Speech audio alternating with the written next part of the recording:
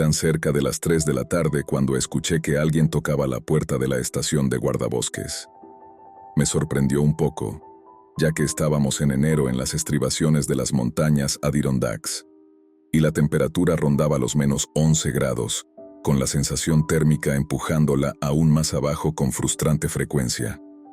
El viento había estado azotando la estación aislada desde antes del amanecer, y me preguntaba si tendría que lidiar con algún daño en mi pequeña morada después de que la tormenta pasara.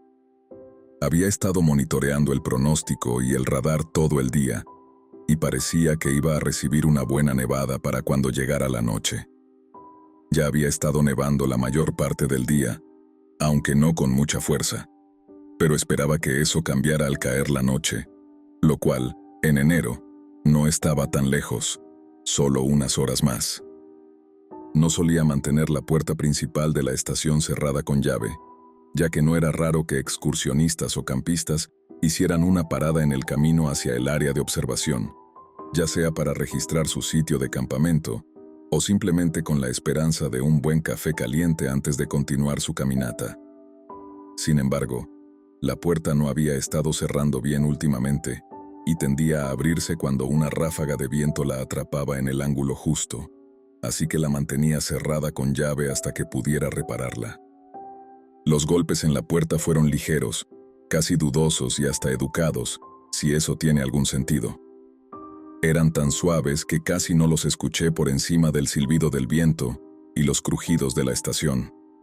Estaba en medio de escribir un correo electrónico para solicitar un nuevo generador, ya que el mío había estado fallando un poco últimamente, y tuve que detenerme a escuchar con atención para asegurarme de que realmente había oído algo. Los golpes sonaron de nuevo, esta vez un poco más fuertes. Me aparté del escritorio, tomé un sorbo de mi taza humeante y caminé hacia la puerta. Afuera había 5 personas, 3 hombres y 2 mujeres, todos vestidos con lo que parecían ser costosos y muy nuevos abrigos y pantalones de nieve, todos bastante similares, excepto por los colores brillantes y el logo familiar de North Face. Sus rostros ansiosos sobresalían entre las capuchas ajustadas, y tuve que contener una sonrisa. Parecían listos para escalar el Everest, no para caminar por los senderos bajos de las Adirondacks. Turistas, probablemente europeos, y seguramente su primera vez enfrentando este tipo de clima, pensé. No era algo raro. Gente de todo el mundo venía a visitar estas montañas buscando experimentar la hermosa naturaleza que teníamos para ofrecer. No me era difícil simpatizar con ellos. Si no estabas acostumbrado al clima impredecible de aquí en invierno, te podía sorprender y ponerse peligroso rápidamente. «Hola», dije con tono alegre, dando un paso atrás para dejarlos pasar y señalando hacia adentro. «Entren. Salgan de la nieve y caliéntense junto al fuego». El hombre que había tocado la puerta se giró hacia sus compañeros y les dijo algo en español. Luego se volvió hacia mí con una gran sonrisa y asintió antes de pasar a la calidez de la estación. Los demás lo siguieron rápidamente, ansiosos por salir del viento helado que soplaba con fuerza afuera. Tan pronto como todos entraron, cerré la puerta y la aseguré para que no se abriera. «Gracias, señor. Soy Martín», dijo el hombre, quitándose la capucha y desabrochándose el abrigo acolchado. Señaló a los otros uno por uno. «Él es Lucas, Diego, Sofía y Triana». Asentí saludando a cada uno. Martín continuó sonriendo. «Hace mucho frío. Vinimos a visitar los Estados Unidos desde España para ver sus hermosas montañas y disfrutar del hermoso paisaje». Su acento era bastante fuerte, pero su inglés era mucho mejor que mi español, así que no tenía mucho de qué quejarme. «Parece que viene una tormenta y tememos que haya demasiada nieve. Desafortunadamente no estamos tan preparados para eso». Asentí, dándole una palmadita en el hombro mientras pasaba junto a él y abría la puerta que llevaba a la sala de refugio, encendiendo las luces al entrar. «Eso es cierto, amigo. Me temo que nos espera una tormenta esta noche. No es el mejor momento para pasear por las montañas», dije.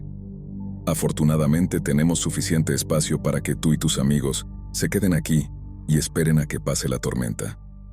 Mi nombre es Jackson Turner, soy el guardabosques. Hay café sobre la mesa y unos camarotes cómodos donde pueden descansar. Cuando el grupo me miró en silencio por un momento, tuve la sensación de que la mayor parte de lo que dije no les quedó muy claro. Simplemente les sonreí lo más amigablemente que pude y les hice un gesto hacia la habitación. En ese momento, todos sonrieron y asintieron en agradecimiento mientras se apresuraban a dejar sus mochilas en diferentes camas y comenzaban a quitarse el equipo de frío.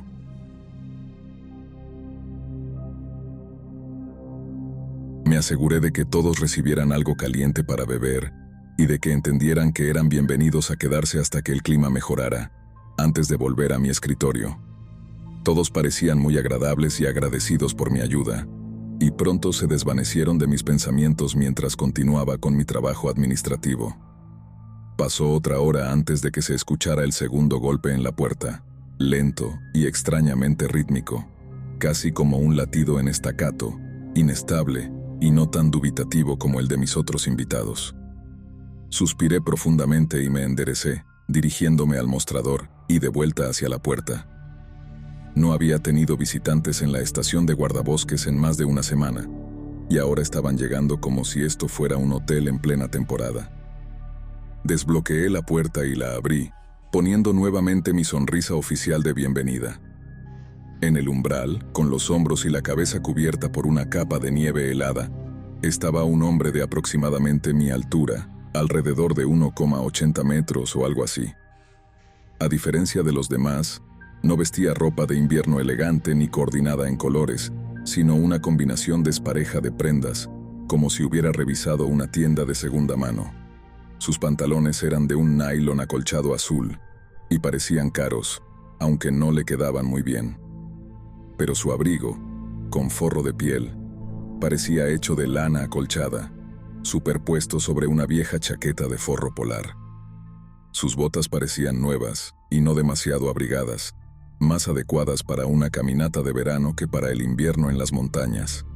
Pensé. «Hola», dije con la mayor calidez posible, haciéndole señas para que entrara. «Vamos, sal de la nieve». Él no dijo nada, pero hizo un leve gesto con la cabeza mientras pasaba junto a mí.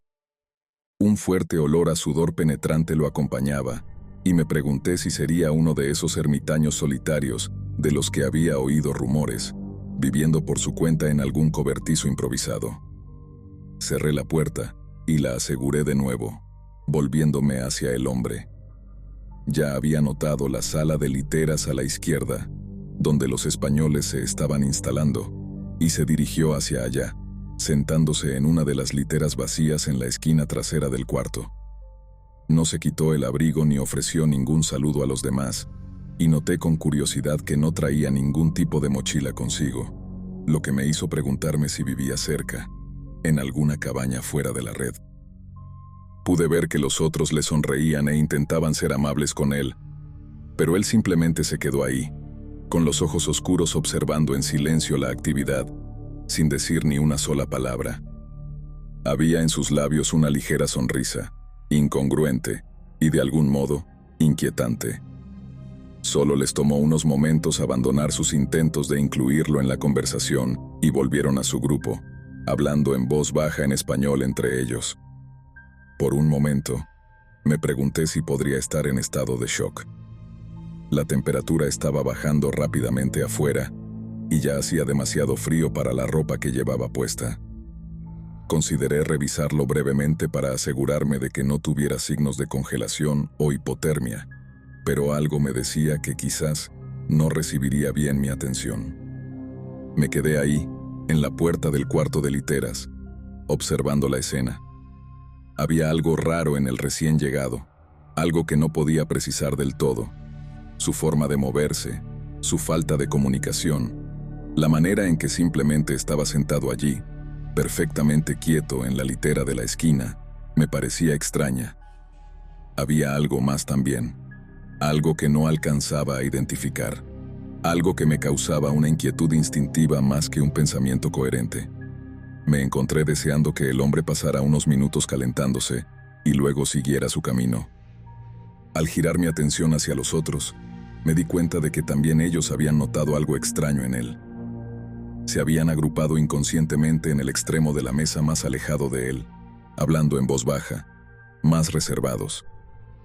Los observé lanzar miradas rápidas y nerviosas en su dirección, pero nunca por más de un breve momento, como si solo quisieran asegurarse de que no se hubiera movido y que seguía ahí, sentado.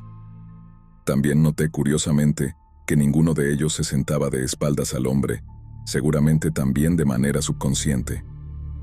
Estaba a punto de acercarme para hablarle, para quitarme esa sensación extraña de encima, cuando Martín apareció frente a mí, con el ceño fruncido. «Señor, mis amigos y yo estamos preocupados por los otros campistas», dijo. Esto captó mi atención. No había ningún campista registrado para estar aquí hoy. ¿Sería el recién llegado uno de ellos? ¿Podrían estar en problemas? «¿Qué campistas?», pregunté con el ceño fruncido. Él señaló vagamente hacia el norte. Pasamos junto a su campamento cuando íbamos al punto de observación, antes de que el clima nos hiciera regresar. Tal vez medio kilómetro más arriba en el sendero, en un claro al lado de un pequeño arroyo. Lanzó una rápida mirada por encima del hombro hacia el extraño que estaba sentado en la esquina. Había 3 de ellos, 2 hombres y una mujer. Tenían tiendas de campaña para clima frío y parecían bien preparados para la tormenta, al menos hasta donde pudimos ver.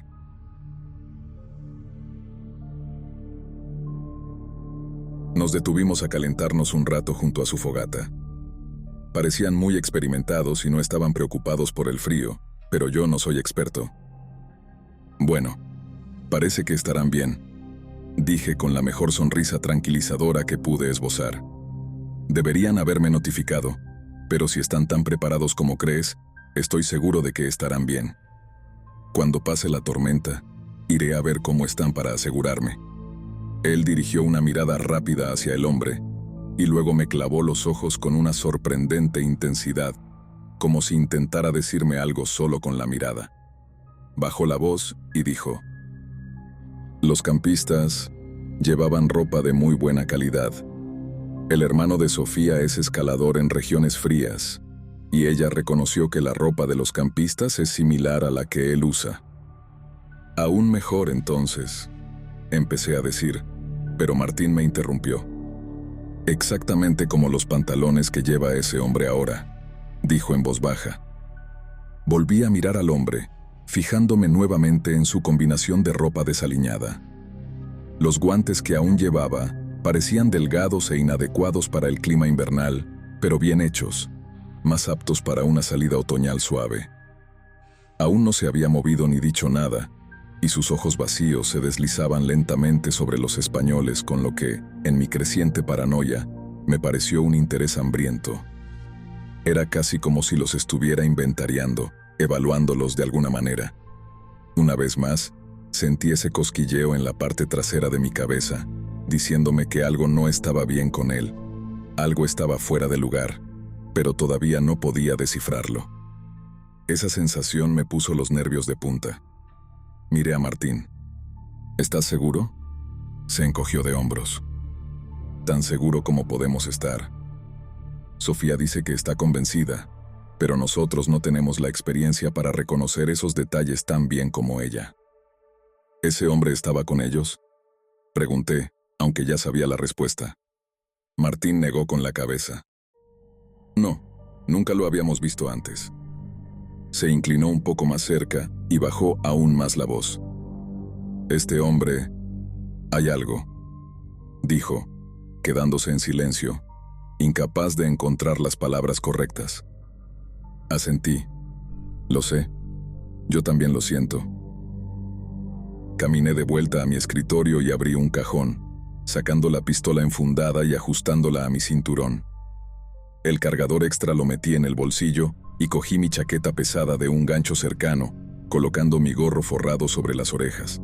Martín me siguió, observando con interés.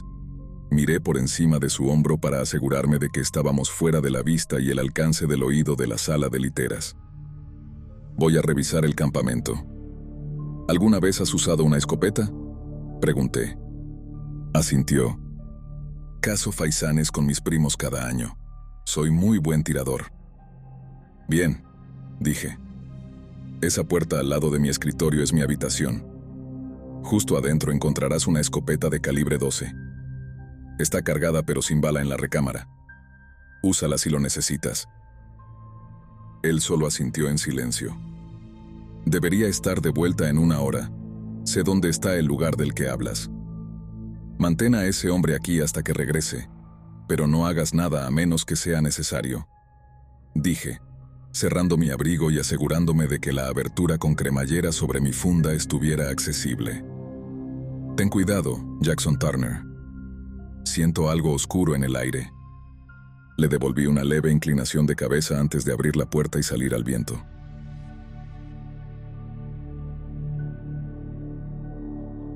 Si ese era el caso, simplemente revisaría el campamento y regresaría a mi estación, con suerte antes de que lo peor de la tormenta comenzara en serio.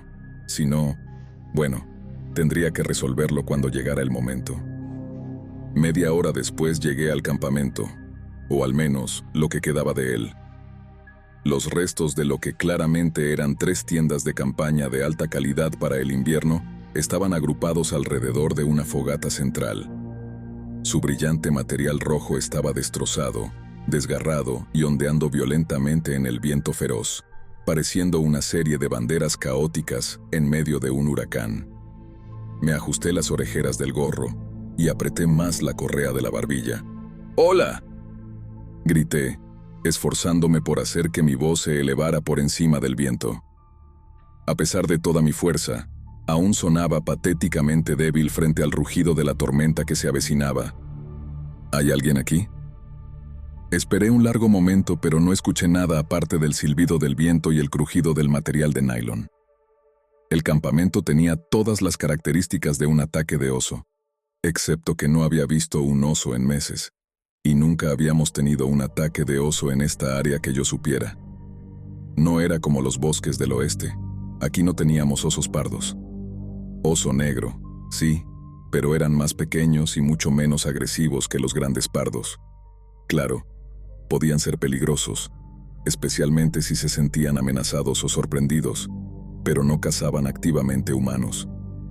Di unos pasos más hacia el campamento, sacando la Sig Sauer 10 milímetros y manteniéndola baja mientras hacía un barrido rápido con la vista sobre las tiendas.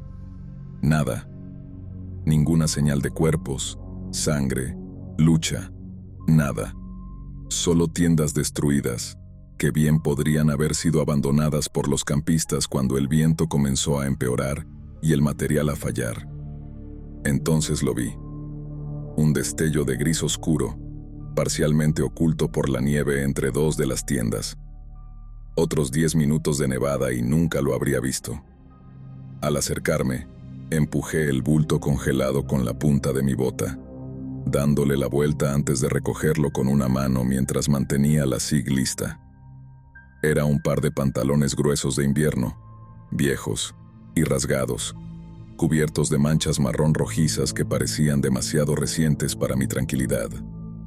Estaban forrados de piel y parecían de lana. Tan pronto como los levanté de la nieve, el viento me trajo un olor almizclado familiar y los solté con repulsión.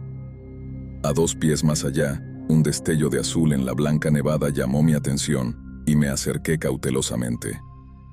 Reconocí el material acolchado de una chaqueta para clima frío, y cuando alcé la mano para exponer más, retrocedí tambaleándome, al darme cuenta de que estaba viendo un brazo crudamente desmembrado, aún envuelto en la cálida manga de la chaqueta. Solté una maldición en voz alta y tropecé hacia atrás, cayendo de espaldas sobre las piedras que rodeaban la fogata y aterrizando de golpe en el suelo helado. Mis ojos estaban desorbitados y ni siquiera registré el dolor en el coxis al golpearme contra el suelo congelado. Me quedé allí, hiperventilando, durante lo que parecieron minutos, lo suficiente como para que el frío se asentara en mis piernas y mi trasero por estar sentado en la nieve. Con la respiración entrecortada y los ojos abiertos de par en par, solo me di cuenta de que estaba apretando la pistola con toda mi fuerza cuando mis brazos comenzaron a temblar. La estaba apuntando irracionalmente al montón gris de pantalones congelados frente a mí, como si de repente fueran a cobrar vida y atacarme. Maldita sea. Fue lo único que pude decir cuando la racionalidad volvió de golpe, despejando las manchas rojas pulsantes de mi visión y devolviendo mis pensamientos al presente de manera brusca. El retumbar en mis oídos comenzó a disminuir, reemplazado nuevamente por el implacable aullido del viento. Me levanté de un salto y comencé a correr de regreso por el sendero hacia mi estación, donde Martín, Lucas, Diego, Sofía y la otra chica, cuyo nombre no recordaba, se refugiaban de la tormenta que se acercaba. ¿Quién era ese tipo? Un asesino en serie psicópata que merodeaba los solitarios senderos de montaña del norte del estado de Nueva York. Eso no tenía sentido. Llevaba 3 años aquí y nunca había escuchado de nada similar. Mientras corría torpemente por la nieve, que ahora me llegaba a mitad de las espinillas, pensé en esos pantalones grises abandonados en el campamento. Estaban desgarrados, no solo rasgados por el uso y el desgaste. Algo violento había causado ese daño, y las manchas de sangre parecían confirmar esa teoría. Entonces, lo que fuera que había pasado, el extraño había decidido reemplazar sus pantalones dañados y manchados con los de sus víctimas. Y luego pensé en cómo ninguna de sus ropas combinaba, y en cómo sus botas y guantes no eran ni siquiera adecuados para el clima invernal. ¿Cuánto tiempo había estado ocurriendo esto? 20 minutos después, las tenues luces amarillas de las ventanas de mi estación aparecieron a lo lejos.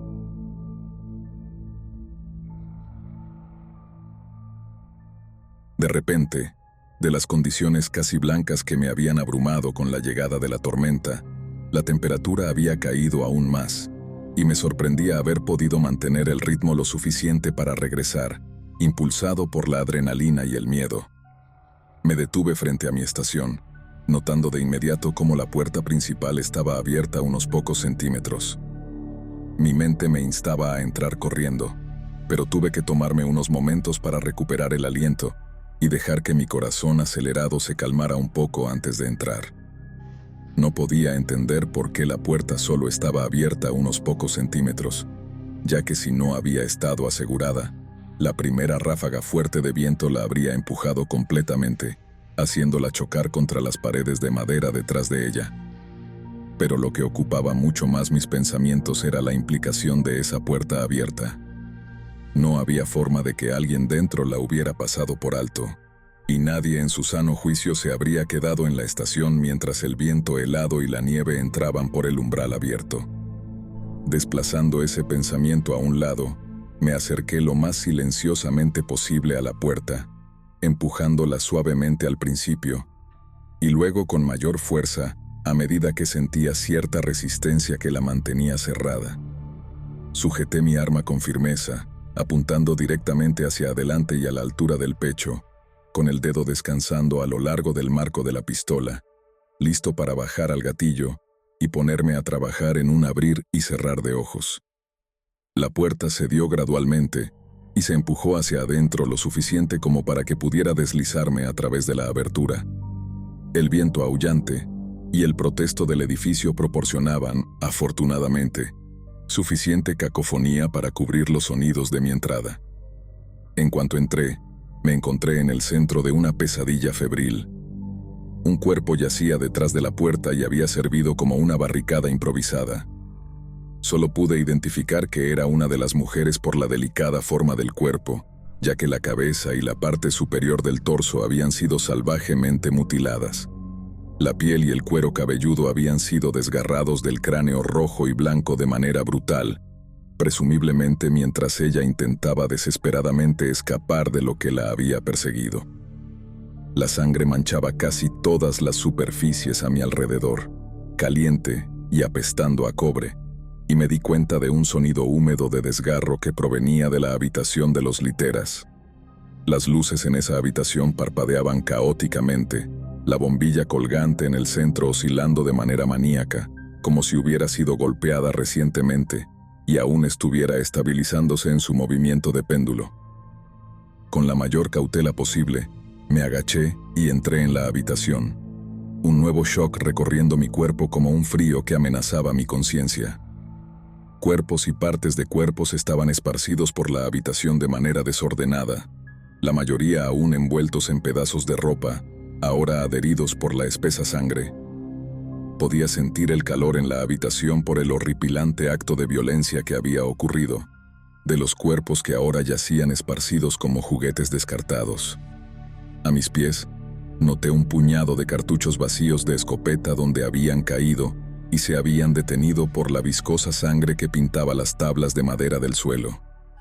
La escopeta yacía cerca, con la recámara abierta y el tubo del cargador vacío, a solo unos centímetros de los restos apenas reconocibles del hombre que conocía como Martin. Terribles cortes y heridas cubrían su cuerpo destrozado, como si lo hubieran lanzado a una trituradora. Sus extremidades estaban extendidas y solo unidas por los tendones amarillentos y los músculos rosados que ahora estaban abiertos y expuestos. En ese momento, mis ojos se dirigieron a la fuente de los sonidos que había oído antes y vi la figura encorvada del extraño estrangulando uno de los cuerpos. Creo que era Lucas, por el brillante amarillo de su chaqueta North Face. Observé horrorizado cómo el extraño inclinaba su cabeza una y otra vez, moviéndola bruscamente cada vez que se apartaba, como si desgarrara más trozos de carne con cada movimiento. Noté entonces que las manos del extraño se habían alargado de alguna manera y adquirido una apariencia brillante que dejaba los dedos como garras irregulares y empapadas de sangre. Tras solo un momento de incredulidad, mis reflejos tomaron el control y levanté el cañón de mi pistola, apretando el gatillo. Sé que las explosiones atronadoras del 10 milímetros debieron ser ensordecedoras, pero apenas las registré mientras veía aparecer agujeros ennegrecidos en la espalda de la criatura.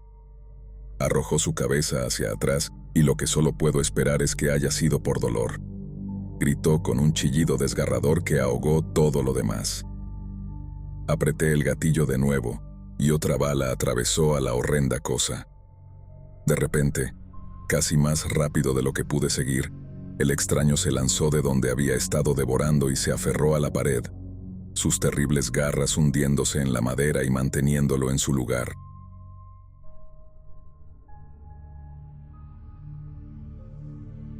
Cuando giró la cabeza 180 grados para mirarme, los ojos se habían vuelto completamente negros y crecido hasta el tamaño de pelotas de golf, y la mandíbula parecía casi dislocarse de su cráneo.